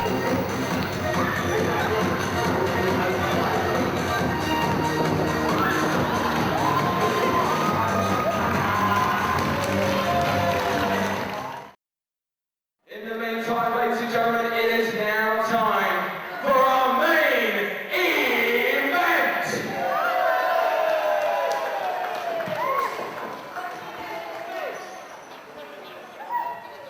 Introducing the first team.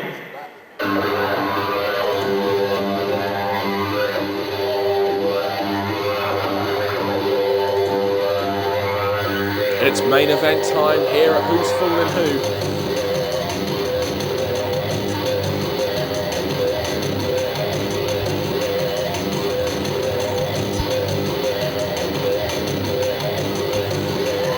We saw earlier this evening Nikita and Hade Vansen make their way to the ring. They lured out Jonny Storm, where James Tighe attacked him from behind. They did a number on him, but Jody Fleisch was able to make the save. Did Jody Fleisch get there in time? That's the question.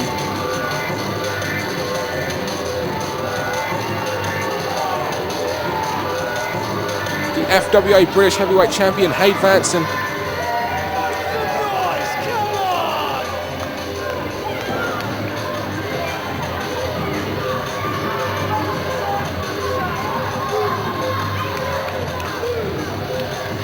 Teaming with the Ice Cold technical wrestling wizard that is James Tighe.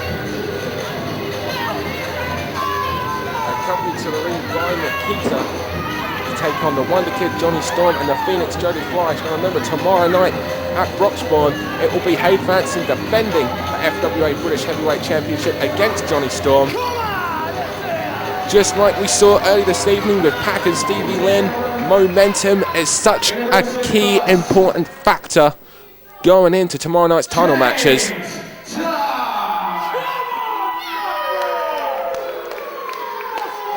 The first son of the FWA, James Tighe. I'm sure he would like nothing more than the FWA heavyweight title. Is the FWA British Heavyweight Champion, the South City Thriller, Hade Vansen.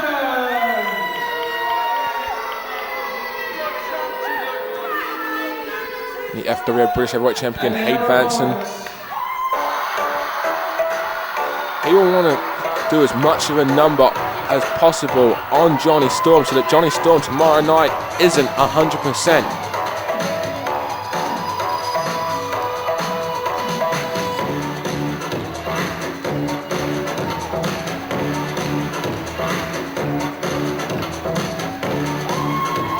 We hear the music, and here comes Jonny Storm and Jody Fleisch.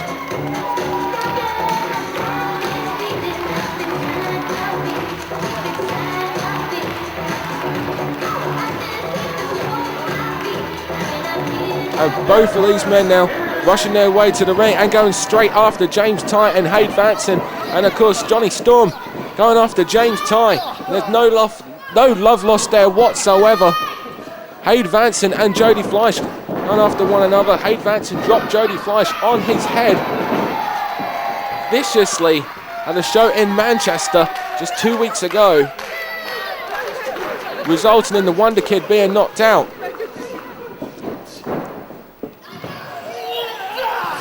Oh, whoa, somersault plants to the outside of Vansen by the Wonderkid, Jonny Storm.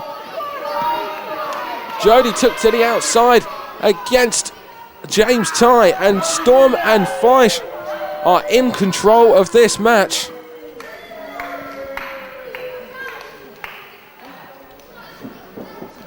Storm and Fleisch taken to the outside, circling Tighe and Vansen. Meeting of the minds there between those two. Storm and Fleisch keeping on top of Tighe and Vansen. And now maybe we can get this tag team match underway. Back in the ring. James Tighe tried to take control. Run up for the arm drag there. There's Jonny Storm. Makes the tag to Jody Fleisch. Mid-movement. James Tighe meanwhile rolled out, hit the tag on Hade Vansen. Hade and Jody now in the ring. Springboard crossbody. Hade Vansen goes to the outside. Wait a minute, Nikita's in the ring. Oh, wait a minute, she tried to jump Jody Fleisch from behind. Jonny Storm saw it come and dropped toe hold. Looked like Nikita was going to be punished, which is a beautiful thing.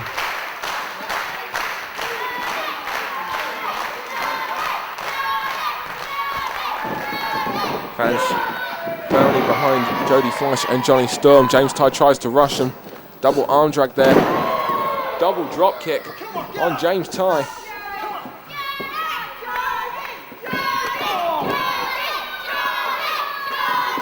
Irish whip on Tighe by the Phoenix. Tighe reverses. Nikita pulled the ropes down, and out goes Jody Fleisch, and there's Hade Vansen from behind. This match will consistently be 3-on-2 throughout it, and this is something that Jody Fleisch and Johnny Storm are going to have to deal with.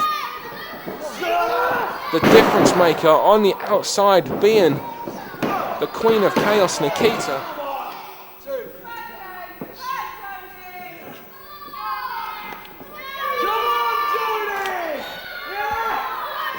All four of these men, of course, were involved in the Champion Series back at New Frontiers, where Hade Vansen took the FWA title.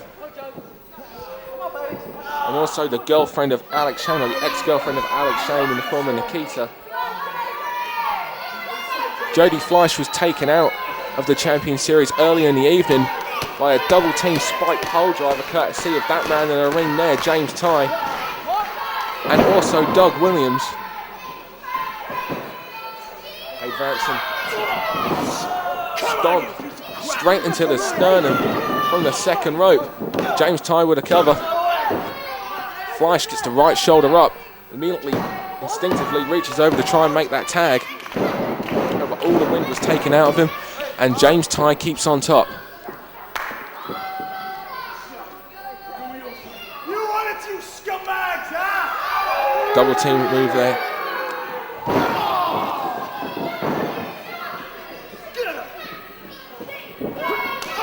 Oh, vicious side thrust kick there from Vansen, the urban assault vehicle. Taking it to the Phoenix. And there's another drop kick straight to the face. Seems to be working on the head. Maybe setting up for another one of those South City drillers. We saw back at Manchester that knockout shot that was delivered to the Phoenix. Running knee straight to the chin. Knife edge chop.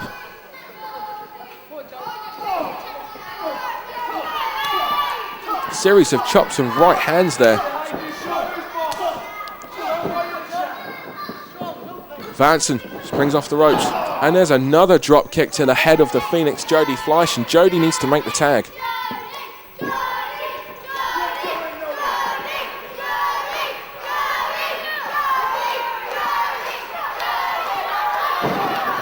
Drives the knee to the back of the head. There's Hade. These fans getting behind Jody and Jonny. They want to see Johnny Storm in this match. They want to see Johnny take it to Hade after what happened earlier.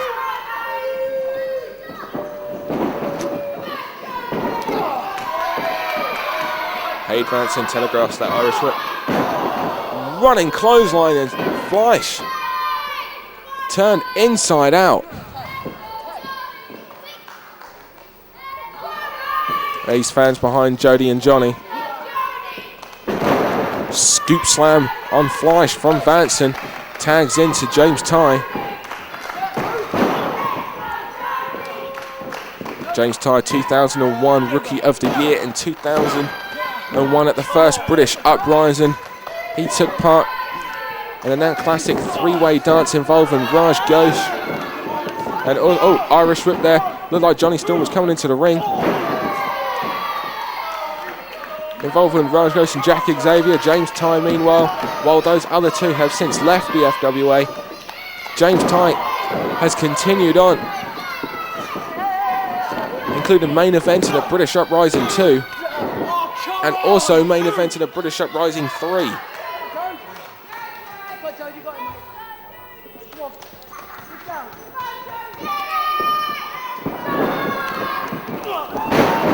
Nice standing drop kick there by Tighe.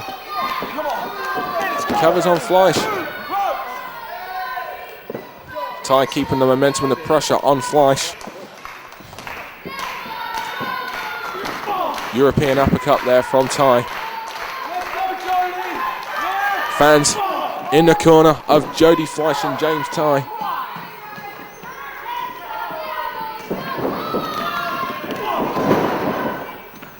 Nice back elbow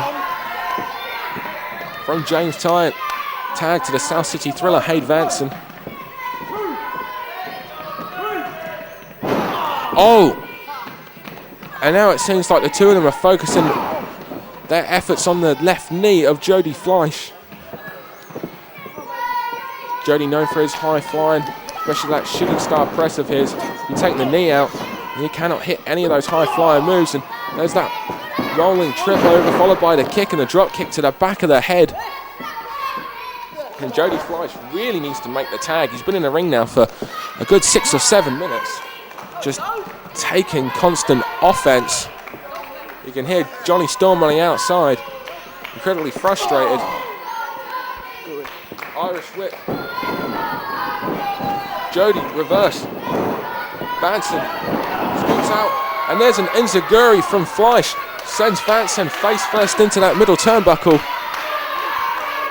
Fleisch needs to try and make the tag. He's oh so close. Can he get the tag? And Vansen cuts him off and grabs hold of that leg as well and drags him closer to make the tag to James Tighe.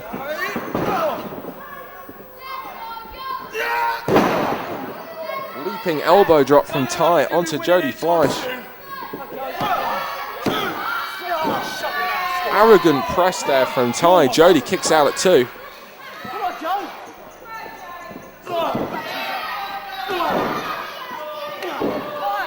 Series of strikes now. Jody trying to fight back. Hits the ropes. Gets met with a forearm from Tighe.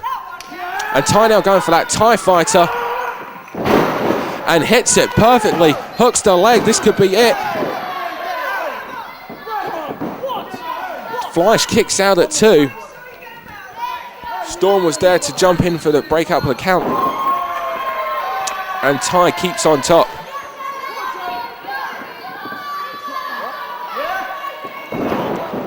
Another backbreaker on Fleisch. Once again, keeping Fleisch in the corner. And Vansen tags in.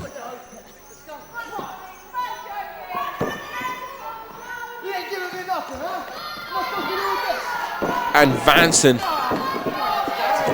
Arrogance of Vansen shining through, and he just goes after Storm on the outside. The referee trying to keep Storm on the outside. Storm back in his corner, while all 3, Nikita, Vansen, and Tighe just triple teamed at Phoenix. The referee didn't see any of that. He was over with Storm.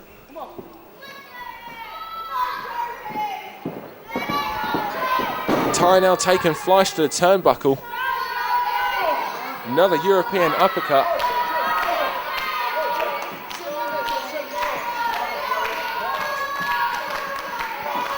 Irish whip from Tighe into the Phoenix. Tag to Vansen. Double team move here. Referee over with Johnny Storm.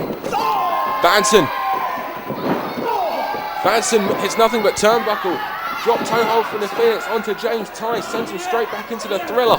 Double team attempt here. Phoenix moves out of the way, and that running right off clothesline. It's nothing but his own partner. Moonsault, Pele kick from Phoenix. Jody Fleisch hits the skull of Hade Vansen. And all 3 men are in the ring and down, and this is the best opportunity the Phoenix has had to make the tag to Johnny Storm. He finally gets it, and Storm is in the ring. And Storm going straight after Vansen. Wait a minute. He faked going after Vansen. Double springboard. Hurricane Runner takedown on James Tighe. Step up into Guri. Sends Vansen to the outside. Johnny Storm has come in well rested and full of offense. Storm, corkscrew body plancher. Takes down both Vansen and Tighe. They end up going through the barricade. All 3 men down on the outside. Jody Fleisch, the only man on the inside.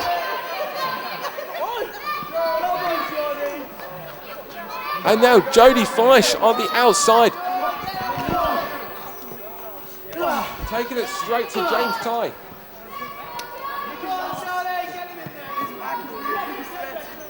And now James Tighe and Jody Fleisch now brawling around, and it seems to be breaking down here. They're going through the entranceway. They're brawling around the building. While Johnny Storm and Hade Vansen, they're now brawling around ringside. And James Tighe and Jody Fleisch brawling around in the chairs. Johnny Storm and Hade Vansen, meanwhile, are on the inside. And James Tighe trying to Irish whip Jody Fleisch into the...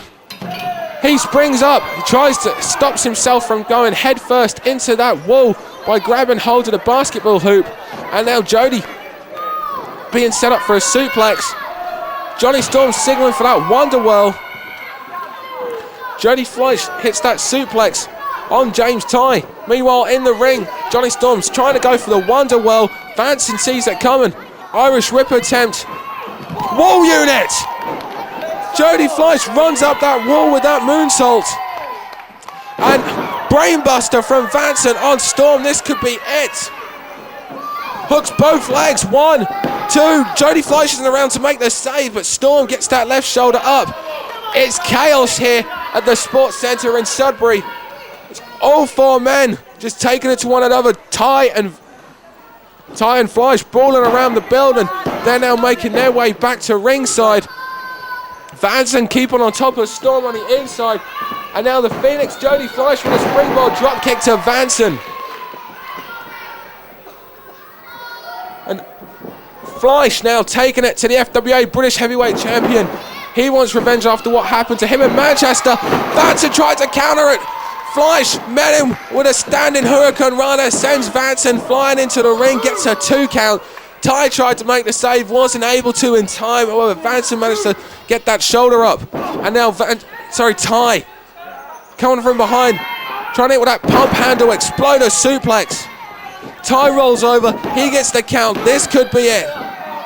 Fleisch gets the shoulder up. Tighe doesn't realise from behind comes Johnny Storm. Wheelbarrow DDT sends Tighe down.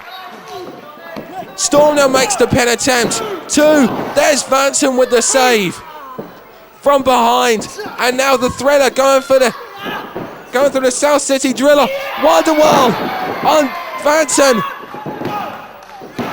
The 2 count. No, Vansen would not got a shoulder up had James Tighe not made the save. If that happens tomorrow night at Crunch, we will crown a new FWA British Heavyweight Champion. Vansen, he is taken out. Johnny Storm tries. The crossbody gets met with that Titanic Northern Lights bomb. From behind, Jody Fleisch makes the save.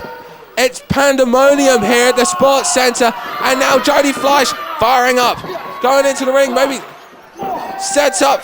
720 DDT being set up here. Can he hit it? He goes for it. Tighe catches. Under the arm he goes. Jody Fleisch runs up those turnbuckles, hits a variation of the 720. Rolls over for the pin attempt. Vansen pulls Tighe out of the ring, breaking up the attempt. And now Vansen in there with Jody Fleisch. Ducks him. Nice. Spinning back heel kick. South it. Oh my God. Oh my God, his neck's broken. That's it, that knocked him out. And Jody Fleisch is out. Jody Fleisch would not have kicked out, having been dropped on his head from the South City Driller. Vansen gets backdrop outside, he's out of the ring. Tighe left alone. Wonder kick from Johnny Storm. Back suplex attempt here. He sets him up on that top turnbuckle. And then, what is this? Maybe a top turnbuckle back suplex? No. Top turnbuckle, reverse Hurricane Rana perhaps. And that's what he hits. Tighe lands on his feet. Both men, Vansen and Tighe take it. There's the Wonderwhirl. And Johnny Storm gets the victory. Nikita tried to running for the save. Fleisch catches her. And Jody Fleisch and the Wonderkid Johnny Storm get the victory. Leading into Crunch tomorrow night in Broxbourne. Remember, if you're not there, make sure you buy the DVD by logging on to frontierwrestling.com and clicking merchandise. Nikita has been left in the ring with Fleisch, and I do not recommend her doing that. She just slapped the Phoenix, and the Phoenix grabs her by the hair and puts her. He tried to do this earlier.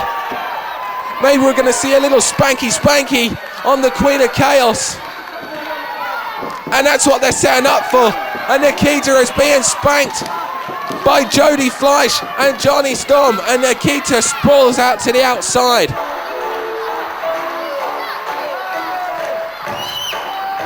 Jody Fleisch and Johnny Storm get the victory against James Tighe and Hade Vansen in an epic tag team battle. Johnny Storm gets the victory over James Tighe with a Wonderwhirl. He goes into Broxbourne against that man right there, Hade Vansen, with all the momentum, challenging for the FWA British Heavyweight title. If he can hit that Wonderwell on Vansen, we will crown a new FWA British Heavyweight champion.